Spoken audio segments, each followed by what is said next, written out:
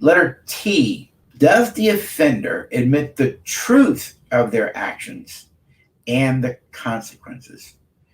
No distortion of the truth. You did this, this was a fact. I did this, this is what happened. No distortion, no rationalization, no denial around it. You own the truth of what they've done.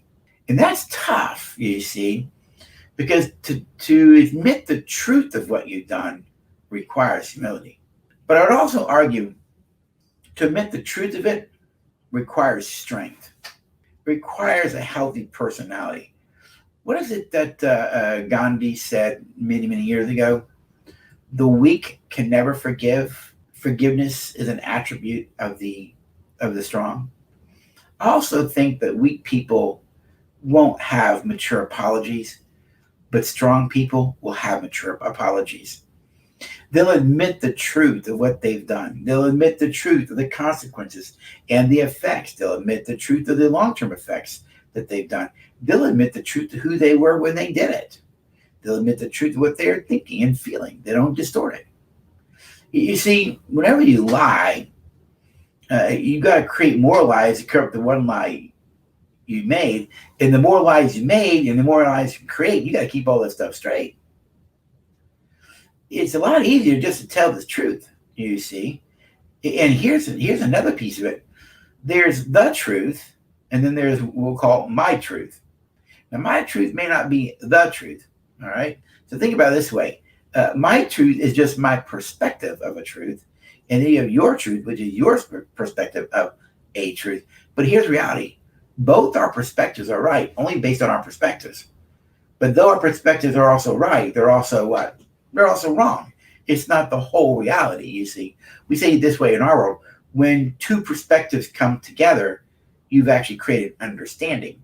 So you have to be able to listen to each other, create understanding of what the broader meaning is, and own the truth of that broader meaning. Not just my perspective of reality, you see. We need to put all of our perspectives together, get understanding, and then that creates a relationship with someone. But it also allows me really to own those parts of me that I need to start owning. I only own the truth of what I've done. I own the truth of the parts of me that caused it. I may have to admit the truth that I've been insensitive and didn't realize it. I may have to admit the truth that I've got an addiction. That's where this comes from. I may have to admit the truth that I am kind of controlling it. I may have to admit the truth that I am immature. I may have to admit the truth that I actually did hurt you in a way I never wanted to. I may have to truth that what I did caused you to not trust me. I may have to admit the truth that what I did, you felt betrayed, and you would have a right to feel betrayed. And yet, admitting the truth sets you free. Free to what? Free to change, free to transform, free to become someone and something different. Can't do that when you're lying to yourself and lying to others. It just won't happen. So the T in health of a good apology, H.E.A.L.T.H, is does the offender admit the truth of their actions and all the truths that are surround that? Now, the last one is H. H.E.A.L.T.H. Does the apology bring hope? Does it bring hope to the victim's heart? I wrote here, the victim needs to have hope that the offense will not happen again, that one has learned from their poor choices, and hope that restitution will be made. There's a hope that you'll make restitution what you've done, and that means if possible. Not all the time can restitution be made, but whatever you can do, you actually go do, all right? And so does it bring hope to the victim's heart? Hope that you're changing, hope that there's a possibility for a relation, hope that this will never happen again. I think a good apology brings hope back into a person's heart. Now, you also recognize that when I apologize, I'm not saying you have to suck it up and get over it, quit being hurt, and trust me right away. You see, the truth is, when you seek forgiveness for something you've done, all right, it doesn't mean that person hurts, goes away. It doesn't. Hurt and pain takes time to heal. And secondly, you don't get trust back right away. You have to earn trust back. But truly remorseful people, mature apologies, because of their humility and they know their nature is wrong, they're actually okay with that. They're actually okay with it.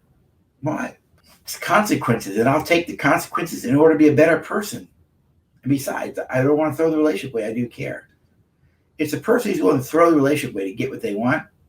You can tell health is not a part of that equation for them. So, what does a good apology look like? H.E.A.L.T.H. Is the person humble? Do they have empathy for the offender and the effects of what they did to the offender? Have they acknowledged the nature of the wrongs, the effects of that, the relational violations that go along with that? Does the apology bring life back to the victim's soul, to the person that was hurt? I think it also brings life back to your soul as the offender. Does the offender admit the truth of their actions and the consequences? And lastly, does the apology bring hope back to the victim's heart? I think it brings back hope to my heart, because if I did something and it allows me to still be hopeful that I can change and make things better, I also think it brings back hope for the relationship and a relationship in the future as well. And to me, that is a good apology. That is how you know if someone truly is remorseful. Mature apology versus immature. Or for those in the Christian faith, what the Christian scriptures talk about is being worldly sorrow versus godly sorrow.